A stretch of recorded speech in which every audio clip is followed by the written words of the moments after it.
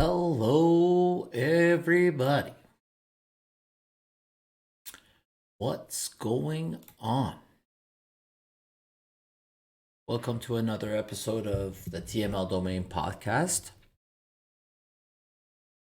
And man, this Toronto Maple Leaf season, for some reason, started out a roller coaster, and it's continued a roller coaster, and it's just unreal. Like, started out the season, we got the Matthews hat tricks, and then it was winning and losing, and then just injuries, and the Leafs defense is completely decimated. And this week we're gonna find out if John Klingberg is badly hurt, if he needs surgery. Um, is he gonna play again? Is he not? Once the Leafs find that out, then they know if they can use his cap space or not. And I'm pretty sure as soon as they get the word that John Klingberg is not going to play again this season, which is the most likely scenario at this point, um, the Leafs are going to go out and make a trade for a defenseman right away. There's going to be zero hesitation. I don't know if it's going to happen before the December roster freeze, or it's something that's going to happen in the new year. Most probably it's going to happen in January, but the Leafs definitely will make a move ASAP once they find out. And to be honest with you, in the off season, I tweeted about this a lot and I talked about this a lot. The Leafs were going after a bunch of mid-level players, and I think that's really what the Leafs just need on defense. They just need a defense by committee, and they could have gone out and traded for just a bunch of mid defensemen. Like, they were rumored to be talking to Matt Dumba, who signed in Arizona for 3.9 million. I see that as a guy the Leafs could get their hands on if they wanted to trade. Arizona's Arizona's got some room. They could take on some cap space. Matt Dumba is not a guy who's crazy high in value. He there was not much interest in him in the off season, and he makes less than John Klimberg's $4.1 million. So he signed for 3.9 million in the off season, and that's the route that the Leafs should have gone, right? Um, if you see a bunch of guys out there like Sean Dursey, Troy Stetcher, Matt Dumba, Ivan Provorov got moved. The Leafs could have gotten or tried to acquire a bunch of mid-level D-men that were going to do it by committee, and not try to hit a home run out of the park, right? Klingberg was the kind of guy where a couple of years ago, this guy was, in the Norris conversation. He had really good offensive numbers, but then, he had the double hip surgery and everything went downhill after that, right?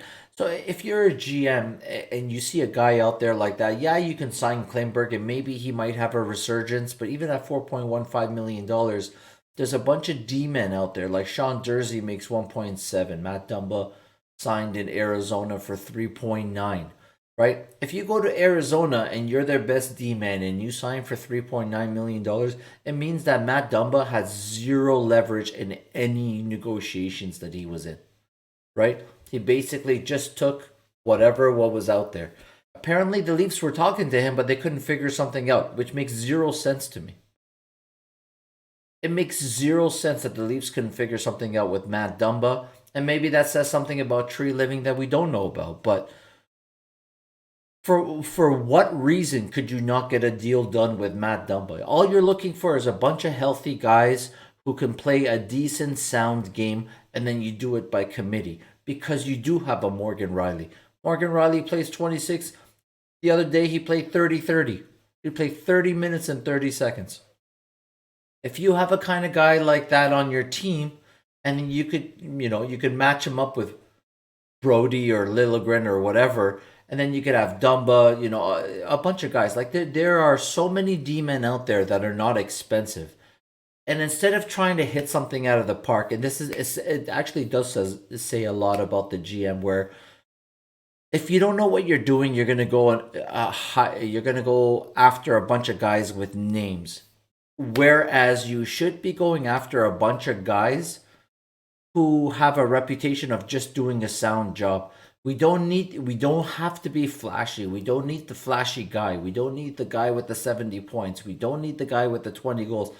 It doesn't always have to be something flashy. Noah Gregor is not something flashy, but he's doing well in Toronto. Ty Domi's not flashy. He's doing okay. Like once people settle in, you're just looking for a team that rolls four lines and plays a good game, right? People keep saying what's Boston's secret. You can give Boston Arizona's lineup and they would still be only have a few regulation wins all season and still lead the Eastern Conference. Why? Because they just roll four lines. They play a sound system. It doesn't have to be flashy, right? It's a sound hockey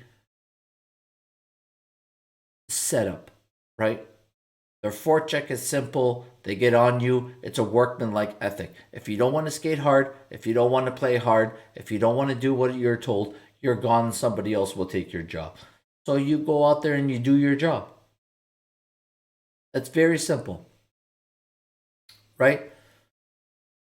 It's it there's a lot of players out there that you can go and get, and you don't need a lot of cap hit to add certain guys, but it's just why not go out and get a bunch of guys who have a track record of being healthy, a bunch of guys who have a track record of just being sound and doing their job, and then have a defense that does it by committee, right? It's not rocket science. You don't always have to go and look for the flashy option, which is what Tree Living did with Klingberg, and it's.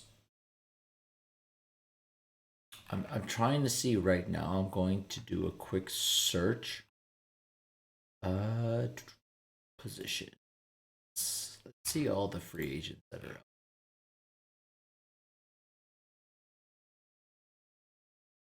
out. So you got a bunch of guys that are out there right now that are free agents, right? Oscar Clefbaum, John Moore, Ethan Bear is a good option. Slater Cuckoo, Mark Pissick. Um, Ryan Murray is out there too, which is Alex Edler, right? All these guys are like $2 million or less players. If they have a track record of not getting hurt and being healthy, and they have they're not the best defenseman in the world because you're not asking them to do it on their own, right? You're not signing a guy to a $4 or $5 million contract, putting him on the number one power play like they did with Klingberg, and they said, "Okay, go run it, go run the power play, and be a major contributor." Like you can't you can't just do that to every player. Not every player is built the same. You can't just sign the guy, give him the money, and say, "Okay, go out there and do it." That's where I think the problem is in Toronto, where the support staff is good in terms of they spend the money on the equipment and the facilities and the gym and the guy who makes you your dinner, but they don't properly support the guy. Whereas, you know, what they could do is give the guy time, not do too much out there. John Klingberg went out there right, right off the bat. They put him on the number one power play, and he went out there trying to do too much. He got hit, got injured, didn't tell anybody he was injured, played really bad, and the fans got on top of him, not knowing that the guy was injured. He couldn't skate properly. His hips were messed up from a surgery he had earlier in his career. So, um, it looked like he forgot how to play defense. He couldn't get in position. He couldn't move. He had no good mobility. Couldn't skate side to side. And people were like, "This can't be the guy that was up for was in the Norris conversation years ago. Like it can't. It can't. You couldn't have fallen off that much." And the truth is, he didn't actually fall off that much. He was just severely injured with some hip problems. So it is what it is. The Leafs have some options if they recoup his 4.15, then the Leafs have real options, right? Everyone's really stuck on Tanev and Zadorov, where really at the end of the day, those guys, they're decent, they're serviceable, but they're not going to solve the problem, right? Like if the Leafs have Riley, Brody, McCabe, and then everybody else is from the Marlies, one of Tanev or Zadorov will make the defense better, and hopefully it'll tide the Leafs over until everybody come until Liljegren comes back from injury and Giordano comes back from injury. But don't expect too much out of Zadorov or Tanev, right? Like at the end of the day, they're both UFAs and they have to get re-signed. Zadorov makes 3.75 currently. If the Leafs put Klingberg's 4.15 on LTIR and they have it for the rest of the season, then you can acquire Nikita Zadorov at 3.75 and not have to worry about any money out. You can absorb that contract completely. Tanev is at 4.5, so you kind of have to make some space. Probably go down to a 20 or 21 man roster by sending someone like McMahon or one of the AHL D men down to clear another $500,000-600,000 in cap space above Klingberg's 4.15. So Tanev not so easy to put in there, but for a guy like Tanev who's 33, I don't know what kind of money he's looking at long term. But if he's willing to sign in Toronto for 3 years at or 3 or 4 years at 4.7 or yeah 4.75 4.8, let anything under 5 million, that's not bad. I mean he's a very gritty guy. He plays a decent game. He's a little injury prone. He gets injured often just because of the way he just throws his body in front of stuff. Like the other night, I don't know if you guys saw the highlight where he just puts his face in front of a puck. The guys like that are good to have, but then if he's injured and he's not in the lineup, he's no use to you, right? So Nikita Zadorov is probably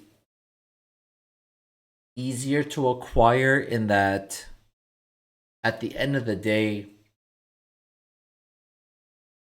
Brad Treliving acquired this guy, and then he knows exactly what his pros and cons are.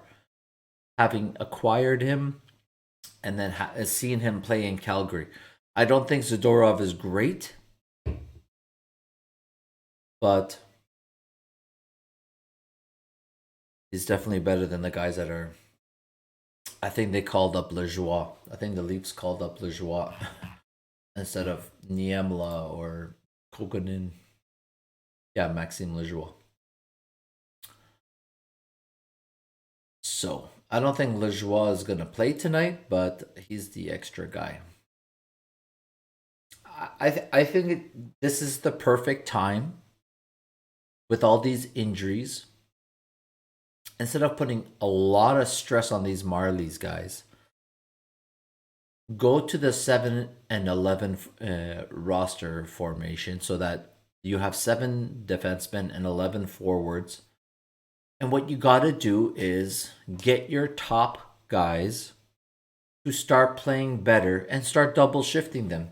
Double shift Nylander, double shift Marner. Marner has to wake up. Marner has to wake up.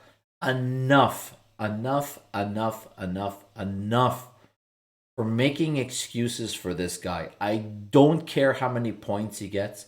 I don't care if he hits 1,000 points. He makes $11 million and cannot score a goal to save his life. Listen, you want to be a playmaker? You want to be completely one dimensional? You want to be soft? You don't want to hit? You don't want to check? You don't want to show up in the playoffs? I don't care. Okay, that's fine. You want to be a superstar who racks up 70, 80 assists in the regular season? That's fine. You want to score only 20 goals a season? That's fine. Don't go into negotiations and say, I want Matthews' money. Matthews scored 60 goals in a season. He scored 100 points before you did. You were supposed to be the guy who was going to go up against McDavid for the Art Ross. You were supposed to be the guy who was going to challenge McDavid every single year with 110, 115 points, not scoring a lot of goals, and we were going to totally overlook that. You were the guy that was going to challenge McDavid for the Art Ross, and you haven't hit 100 points yet, buddy. I don't care if he scored 99. It's not 100. 99 is not 100. That is a factual statement. You want to go in there and you want to fleece the team and you want to ask for everything that you can get. You better start scoring goals, buddy. Mitch Marner needs to start carrying his weight. You want to be Max Domi? Max Domi has 11 points and 0 goals. He makes $3 million. He makes 3.5 or whatever it is. $3 million he makes. That's his cap hit. You want to be one dimensional? At least Domi hits and Domi fights. What do you do, Marner? What is Marner doing? This whole myth about Mitch Marner being a great defensive player is a myth they sold you guys on. The first year Mitch Marner got put on the PK, I think it was with Babcock. I'm not sure. The first year Marner was on the PK, the Leafs were bottom 5 in the NHL. Not until Kampf and all these other guys showed up where the penalty kill got better, and Marner got all the credit, which is fine. You want to give the guy all the credit? That's fine. Don't tell me he's a great defensive player. He's a turnover machine. He turns the puck over at the worst times. All you got to do is watch the games. He's got the puck. It's on and off his stick, and he most probably because he's on the puck. There are some games this month where the Leafs are on the power play. Mitch Marner is behind the net, facing the boards. No one is around him. No one is pressuring him.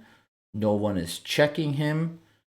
He gets the puck off the boards. Somebody threw it around the boards. He got it behind the net. He's facing the boards. He didn't bother to turn around. He didn't bother to look. He just assumed that somebody was going to come and hit him. So what did you do? Blind pass, blind backhand pass. Puck got picked off and it was out. I understand that players go through funks, and I understand that players have, by and large, some of the best players in the NHL, which are goal scorers are very streaky. If they weren't streaky, they'd be scoring 80, 90 goals a season, which they don't. The best guy is probably in the 40, close to 50 range. Not very likely that there are a lot of players that score 60 goals in the NHL anymore. So you're looking at 40 and 50 goals. So that means that you're streaky because, you get hot and cold. And I understand that. Marner gets hot and cold. Everybody gets hot and cold. The problem lies when you pay a playmaker goal scorer money because he doesn't score. So let's say Matthews is a goal scorer and he goes dry. He's out there, he's skating around, he's dangling around guys, he's going inside and outside on defensemen, and he's trying to, you know, he's trying everything in his power by himself because no one's making plays for Matthews right now. That's the reason why that line isn't scoring. No one's holding onto the puck, no one's getting the puck back, no one's holding onto the puck, and no one's passing it to him to make plays. He's out there on an island by himself. And even though Matthew Nyes is a great player with a great future ahead of him, it's a little too much too quick, and he sees what Marner does, and he gets the puck and he turns his back and he's, protecting the puck. And it's soft backhand passes, reverse passes, and they just, Marner and Nyes are giving up the puck way too quick and not holding onto it to make a play. When you see a guy like William Nylander, for instance, holding onto the puck, skating around the zone, creating time and separation, and then he gives it to Bertuzzi, he throws it to the net, he gives it to Tavares, and then all of a sudden that whole line is clicking because there's a guy making plays. There's a guy making plays on the second line. Not only is he filling the net with goals, but there's a guy on the second line who's making plays, who actually knows what puck possession is.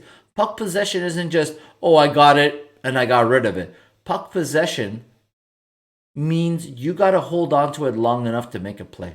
And William Nylander is doing that, and he's the Leafs MVP of the season so far. There is no way, if I'm William Nylander, I don't say, I can't get this guy's money. Why can't I get $10.9 million? This guy does absolutely nothing. This guy does absolutely nothing. And, people say, oh, well, Marner's got the same amount of points at this time of the season that he did last year at this time of the season.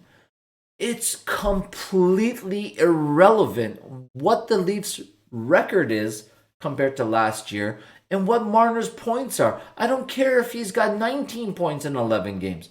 It doesn't matter. If you watch the games, Mitch Marner doesn't know what he's doing out there. The coach says he doesn't know what he's doing. He's saying he doesn't know what he's doing. Matthews is saying, if you watch after practice or after the games, Matthews is telling you, we're not making good decisions. We're not holding on to the puck. We're not making plays.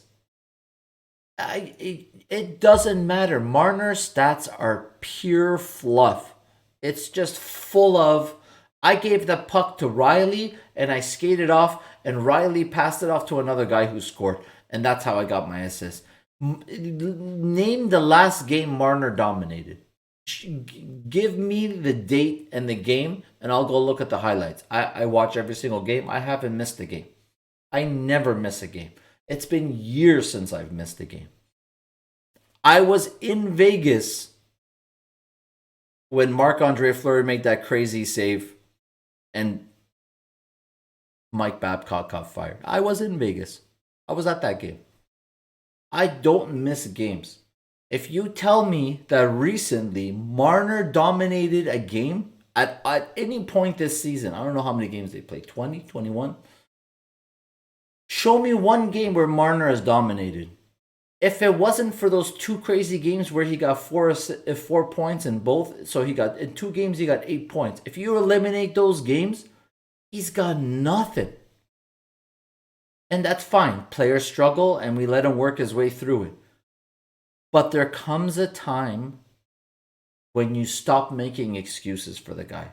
Nobody made excuses for Willie. When he wasn't playing good, the coach would yell at him. The coach would bench him. The coach would take his ice time away. Nobody made excuses for the guy. Hey, play better. Whether he was put on the top line, by the second line, whatever, he was moved around all over the place. The guys played all over the place.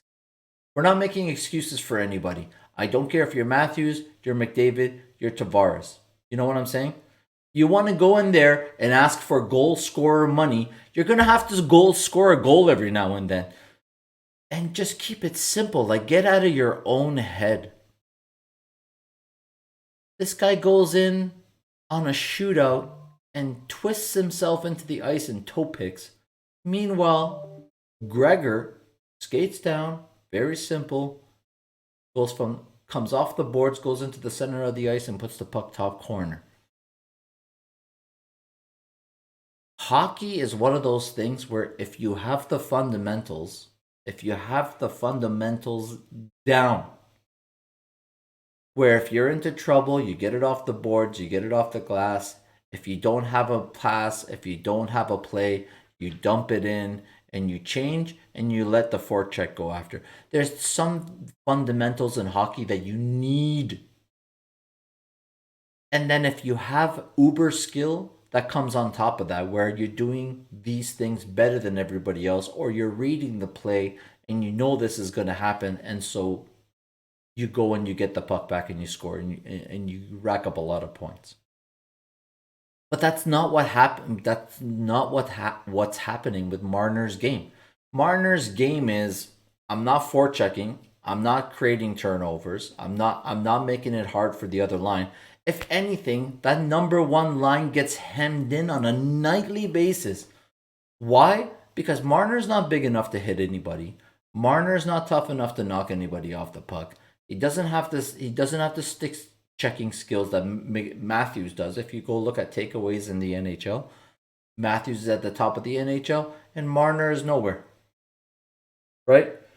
And Matthew Knies is a little over his head. He doesn't know exactly, like he hasn't figured out the NHL yet. You know, he's only played a handful of games in the NHL, but what, 20, 25 games, 26 games in the NHL. So at the end of the day, he's still learning, how to be effective at the forecheck, how to use his body properly, how to shield the puck, how to make the right plays, especially when you're playing with uber talented guys like Matthews and Marner. You always want to get the puck and make a play to them and give them the puck, where sometimes the better play is to hold on to it, take it to the net, maybe just shoot it on net and create a rebound or do something. Like,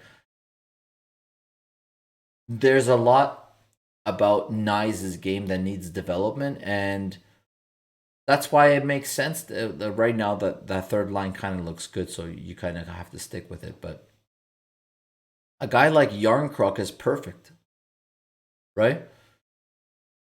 You got Nylander there. You could put Yarncroc there. You can, and here's the thing, right? Like, if Sheldon Keefe said today, I'm going to put Nylander and Yarncroc with Matthews, and I'm going to keep the second line the same. I'm going to, not put Marner on the second line. I'm going to put Marner on the third line. That's not a demotion so much as it is, let's try to create some chemistry with other players on the team so that if we ever have to run into a dry spell, we know what to do to get out of it, right? It's not just you got a pocket of the fan base that are Marner fans, and a pocket that's Nylander fans, and a pocket that's like Tavares guys or Matthews guys. Whereas I'm a Leaf guy, and I just want the team to play well. I don't care what the lines are. If Marner's on the third line, that's no disrespect to me. That's no disrespect to him. Sometimes you got to put the guy there, right? Like if the Leafs thought Nylander as a third line center was going to work and they put him there and it did work and everything was magical, that's not a demotion, right? There's no reason to get upset about that. It's just not. Nylander's got his own line and he's running it and he's elevating other players. Whether it's Domi, Robertson, Yarncroc, whoever's with him, that's not a demotion. Hey, Willie's got his own line, Tavares has got his own line, and then all of a sudden Matthews has got his own line with Marner, or if you want to put Marner with Tavares, it doesn't really matter. There is no such thing as a demotion. Sometimes you got to spread it around so that we're getting scoring from all over the place. Right? Sometimes it can't just be the top line all the time. Sometimes it can't, like I don't know where the Leafs would be right now if Nylander didn't go all world. Like there's a lot of offense that he's created, and they were showing a graphic on television. I think it was the last game. No, it wasn't the last game because I was at the last game. Toronto versus the Panthers. That was a crazy game too. We're going to talk about that. It was the game before that. They showed a graphic where they showed the last 6 or 8 goals Nylander scored. They were either game tying goals or go ahead goals or game winning goals. So like that right there tells you everything he's doing is clutch. And where would the Leafs be if he wasn't that guy right now? Right? If he was just Nylander from last year and the Leafs had 3, 4, 5 less wins right now, it would be straight pandemonium in this market. Like it would be fire and trade everybody, as it always is. Even when they're winning, it's fire and trade everybody. But actually, something just came to mind. Online, I've been seeing a lot of people talking about regulation wins for some reason. The Leafs only have 4 regulation wins or 5 regulation wins, and they have the same amount of regulation wins as the San Jose Sharks. I don't know, man. The last time I looked at the standings, the Leafs were 3 points. 3 points or 5 points? Well, let me just double check. I want to make sure this is factually accurate for the standings. The Leafs are 6 points back of the Boston Bruins for first place in the division, and they have a game in hand. So the Leafs have a game in hand, and they're playing Boston this Saturday. So if the Leafs beat Boston, then we're at 26, they're at 31, or 5 points. Then we have a game in hand. We win that game. Then all of a sudden, you're 3 points out of first place. San Jose is at the bottom of the NHL. Why you would correlate these two teams? Because of regulation wins. You know what's the sad thing about regulation wins? It's the every season there's a stat that someone cherry picks and then everybody jumps all over. And this season it's regulation wins.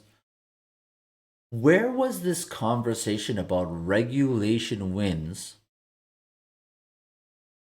last season where Tampa and Florida had less regulation wins than Toronto when the season ended?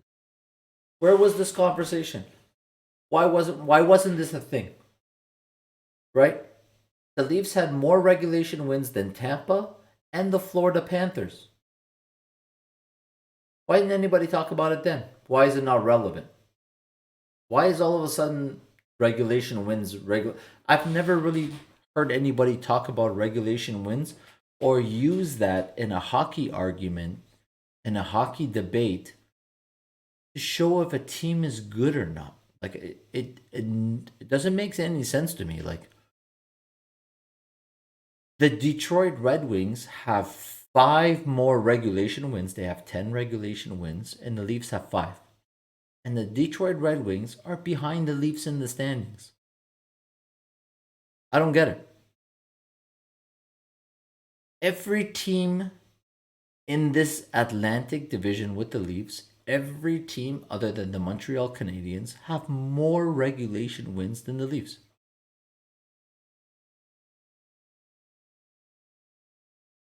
But the Leafs have 2 games on Florida, and if they win both, they'll pass Florida and be second in the division. It's such a weird thing. It's like the Leafs lose 4-1 to Tampa and they suck. If the Leafs come back and beat Tampa 5-4, which they did twice, they suck. So it's if you lose 4-1, you suck. If you come back, show some grit, get the point that you weren't supposed to, and then somehow squeak out the extra point when you weren't supposed to, that's not, hey, all my life I've heard good teams always find a way to win. That's all I've heard. Whether you're talking about the Pittsburgh Penguins, the Boston Bruins, the Colorados, all the good teams. Hey, good teams find a way to win. When the Leafs come back in epic fashion against a good team like Tampa, what do you hear? Not a regulation win. Regulation wins is where it's at. The Leafs don't have any regulation wins. Like the conversation shifts constantly just so the Leafs don't get any credit for anything. It's the weirdest thing in the whole world.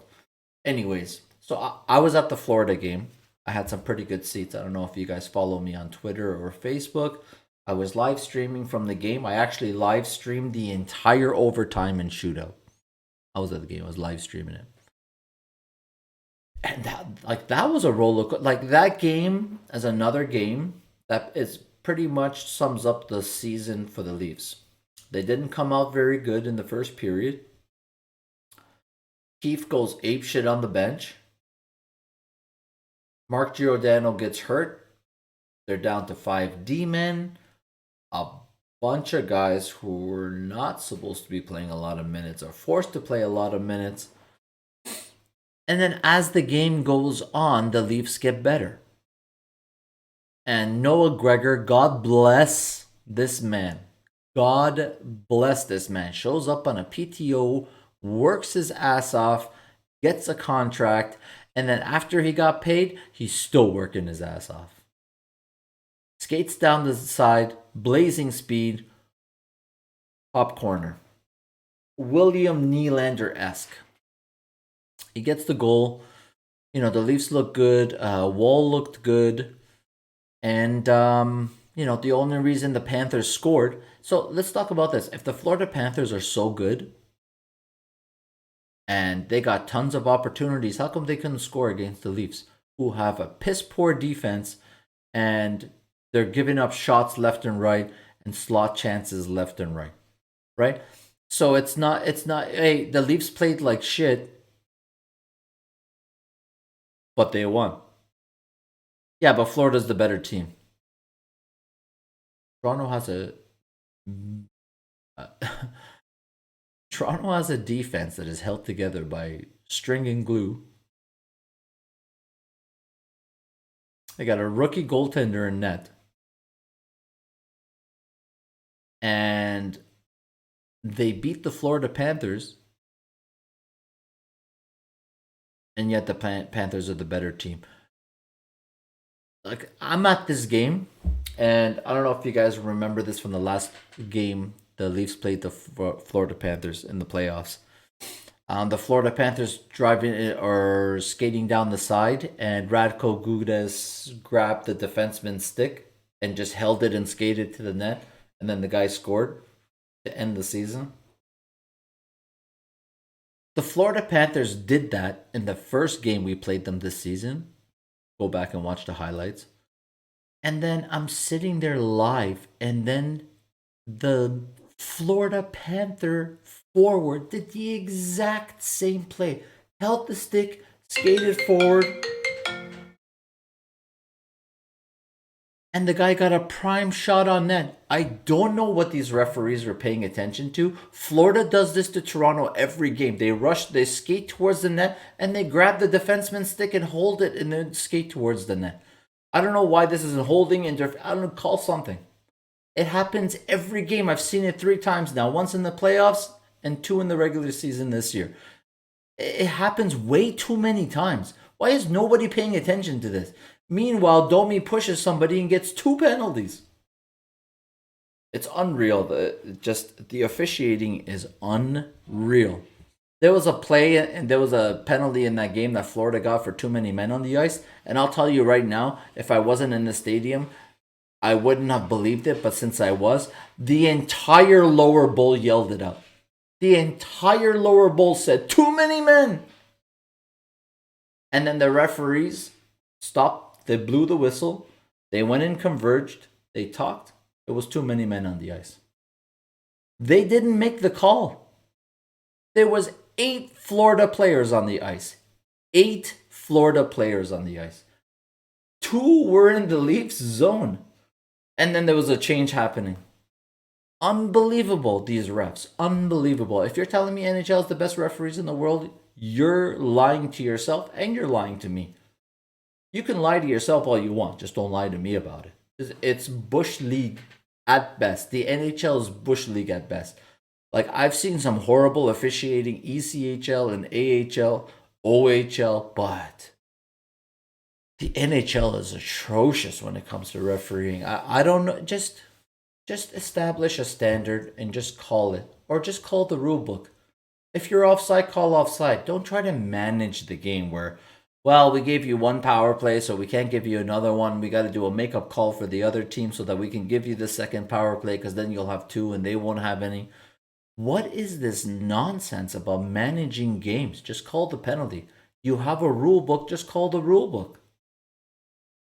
It's not rocket science. Like, once somebody gets cross checked into the boards and then he gets up, he looks at the ref like, hey, ref, you going to call the cross check? And he's like, I didn't. No, I'm not going to call it. You guys were just on a power play.